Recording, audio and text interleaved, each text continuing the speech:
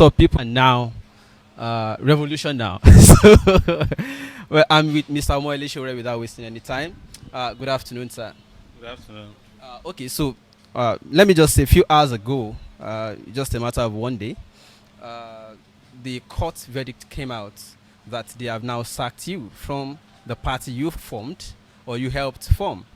Uh, well, I'm not going to ask you what you feel about it because what I noticed is that even prior to that judgment or prior to that verdict at all, you already started making posts with hashtag revolution now.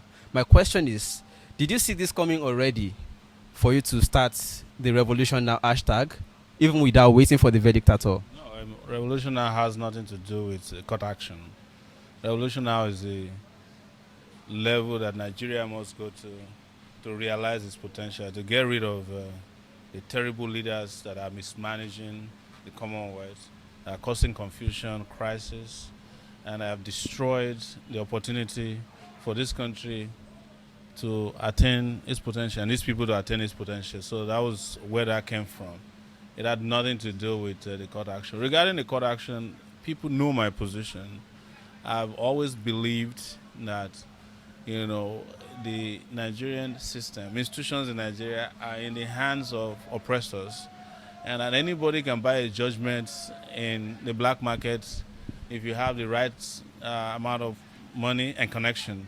So I wasn't expecting anything different. In fact, I told the lawyer that I really commend his efforts, but I knew that going by the body language of the judge, because the judge needed not to have given an injunction against us. There was no basis for it. What the judge should have done is to ask us to come and defend the allegations before the judge. But they gave an injunction. Even when the injunction expired, the judge did not make any pronouncement. It was supposed to only last for 14 days. The judge said on the first day of the injunction he granted that he's giving us only 7 days to respond. Knowing fully well that I wasn't in time, I left Nigeria on May 12th. The case was instituted on May 14th. And when I heard about it, we immediately briefed a lawyer. When the lawyer got to court, the judge was shocked that we could respond. In fact, the judge did not allow us to obtain a copy of the certified true copy of his own ruling, claiming that our lawyers had not defined their interest in the case. So it was all pre-planned, and I knew it. I've faced this kind of injustice a lot in life since I was in my 20s, when I was a University of Lagos student activist. We'll be expelled, we'll go to judges' courts. The judges will tell us a different story. So until we take political action and get back on campus and force the authorities to readmit us, the law courts never support social movements. The law court works for the oppressor in Nigeria, and that's why I wasn't expecting much. But the revolution now, hashtag or process, is to prepare young Nigerians or Nigerians of goodwill to start thinking ahead of time that what we eventually solve the Nigerian conundrum is not newspaper releases, seminars, not even elections anymore as I see it. It has to be something far more grievous in terms of organizing. Well, to say that you did not expect anything positive or different from the court is to say that your mind was already prepared as somebody who had been an activist for over 2 or 3 decades now. But you went into the election 2019. Were you expecting something different from electoral process if you were not expecting anything different from the judiciary? The election process was a different one. People can vote. Not everybody works for government. I was actually hoping young people will use that electoral process to declare their divorce from the oppressive Nigerian state and the operators. But that flip did not happen. On another level, it was to also let people know that there are limits to how much expectation you can have about these processes that are being controlled by them.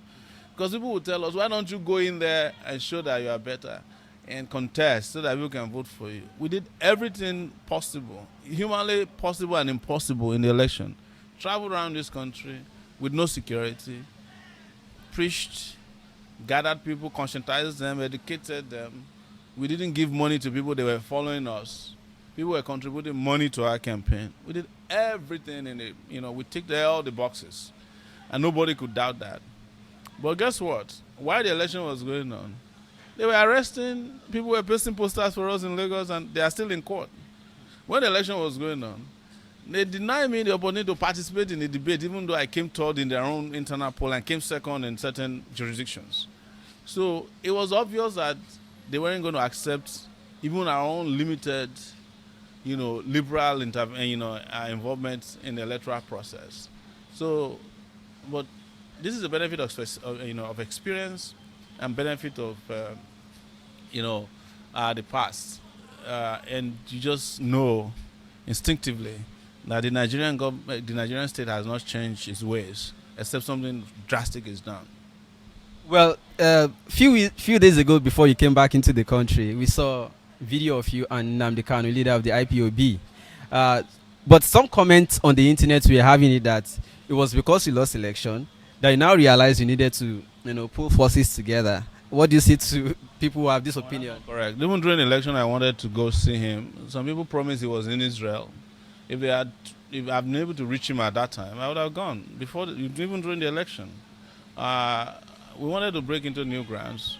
We wanted to show to Nigeria that when we come into the government, it will be an all-inclusive government, and that we're not part of the people who fought the war, and there's no reason for us to carry on as if we are fighting the war.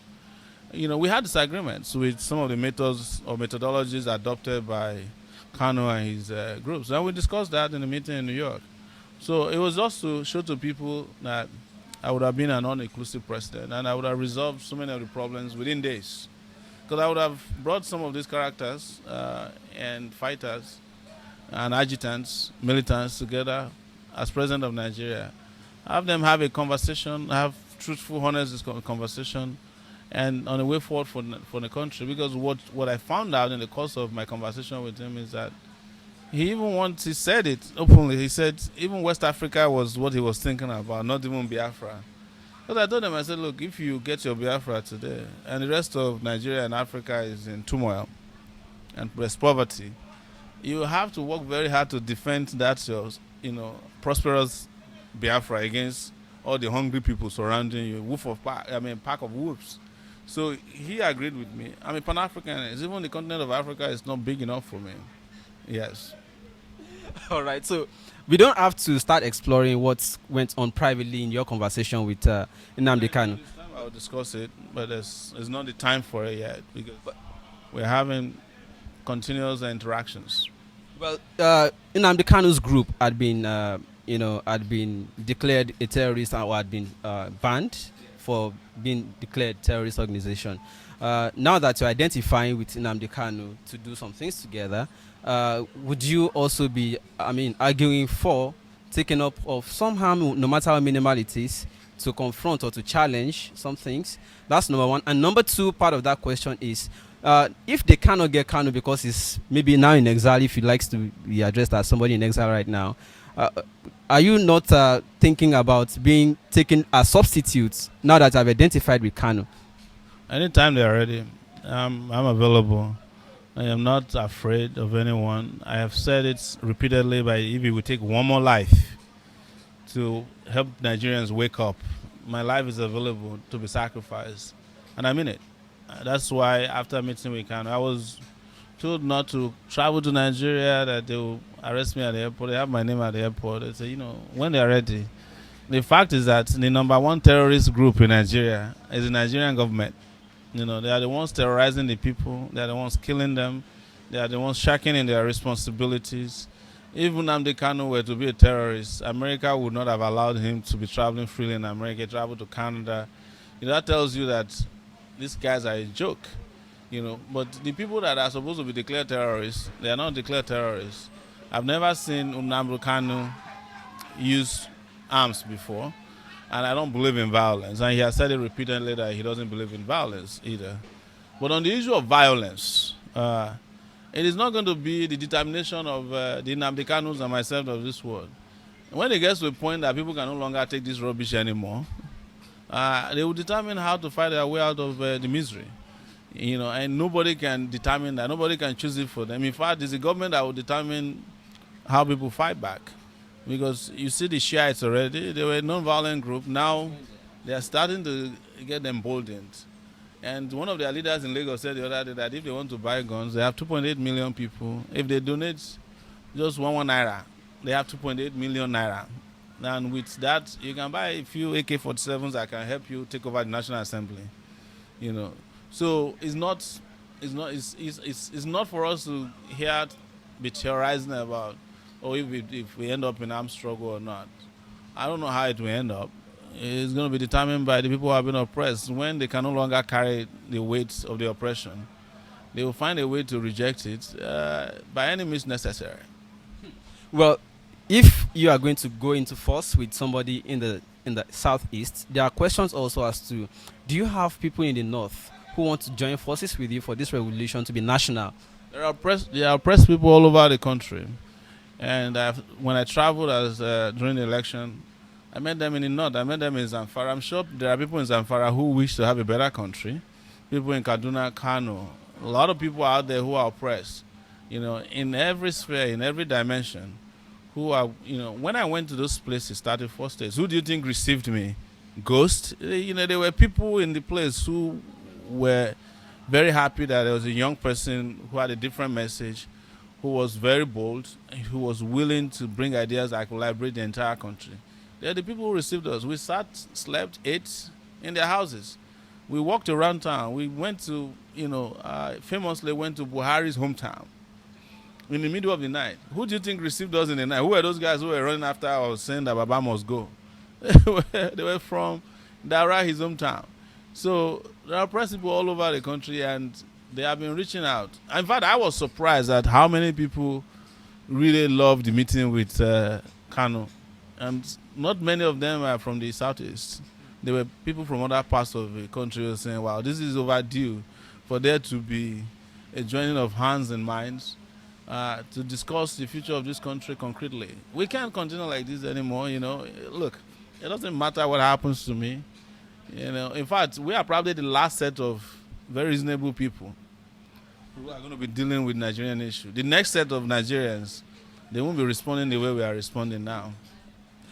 Let's come to the idea of the orange beret. That's this one that started circulating on the social media today.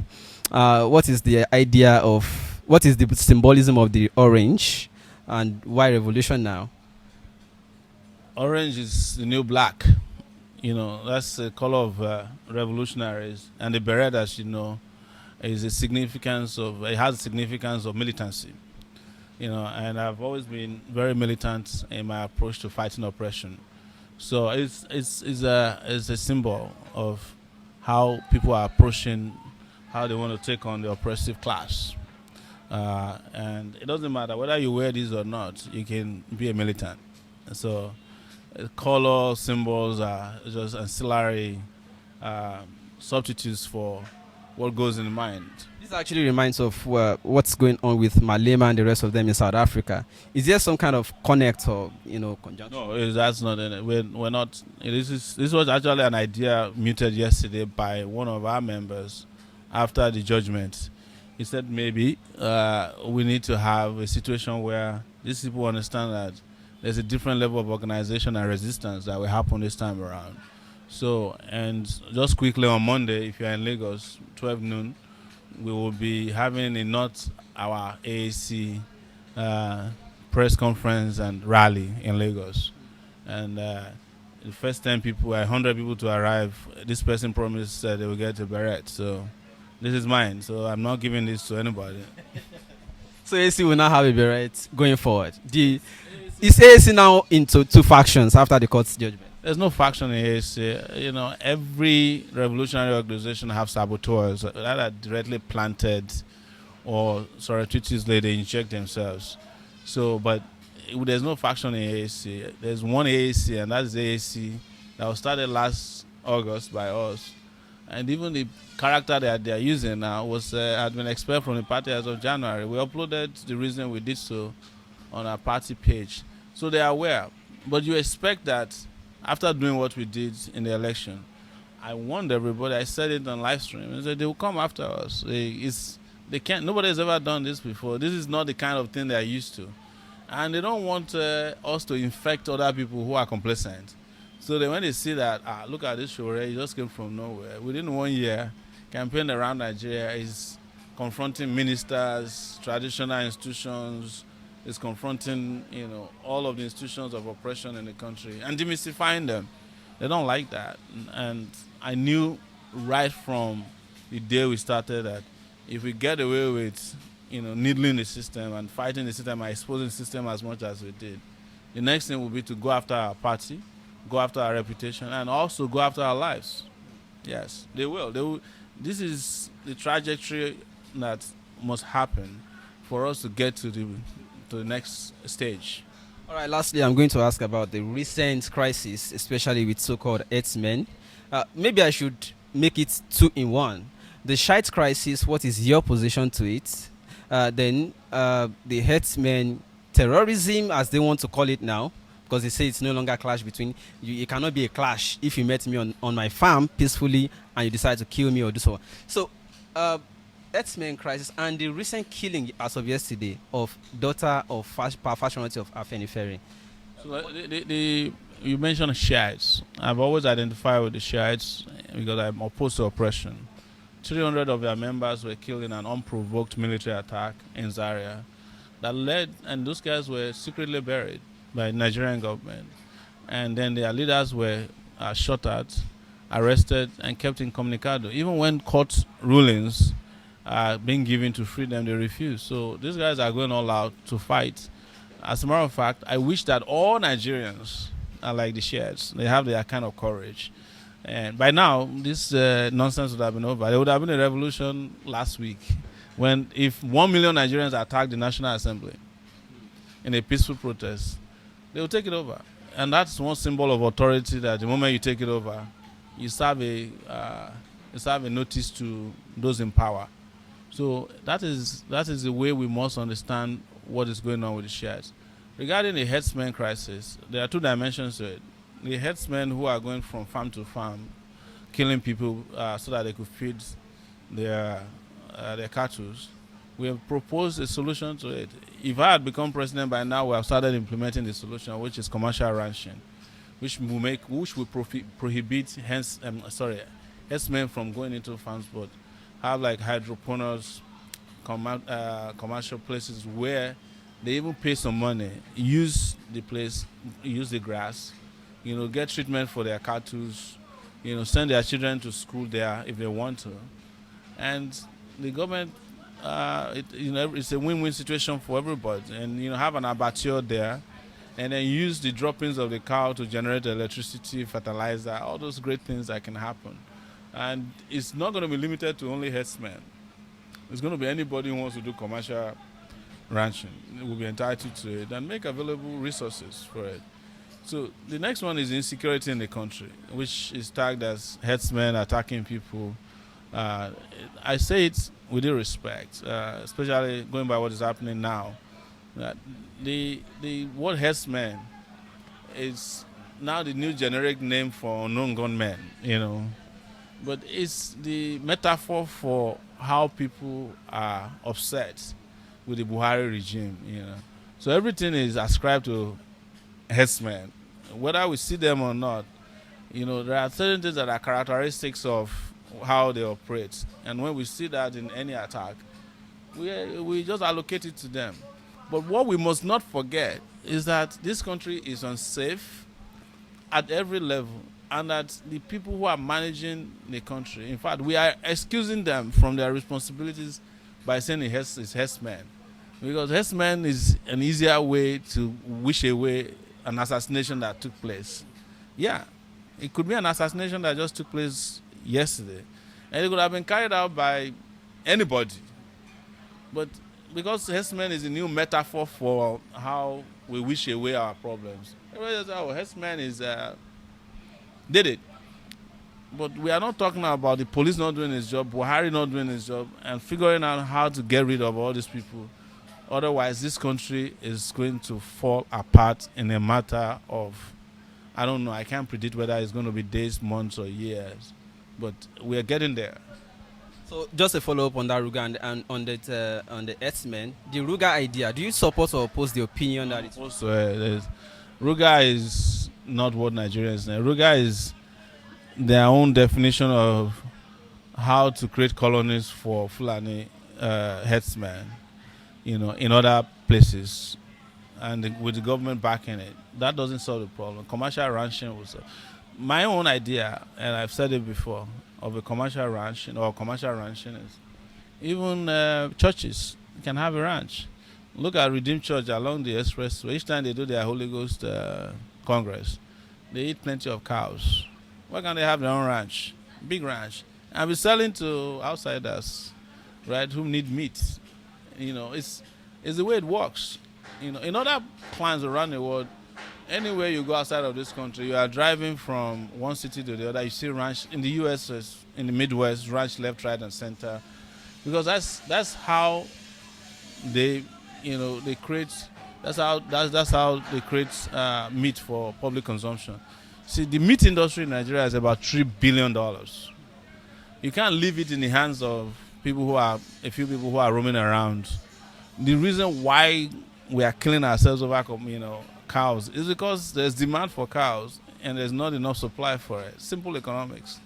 So to solve the problem, create enough supply for it so that the supply can meet the demand. They haven't told most of you that some of the herdsmen you are hearing about, they are not even from the north. Some of them are in Ibadan or your states. They've never been to the north before. And the people giving them the cows are these same rich people, traditional rulers, army generals, because it's a big business. So nobody's thinking about it. We have to be very creative so that all of us just don't get led, by the nose, by the people who have different narratives, which is to suit their own personal agenda. Yeah. What we must focus on is that government has failed in this country to live up to its expectation to protect citizens. It doesn't matter whether the herdsman is killing someone in Lagos Ibadan Expressway or Benin Ore Road or in Zamfara or in Katsina, anywhere. Nobody deserves to die under any circumstance. And the only person that can protect citizens, that is licensed to protect citizens, armed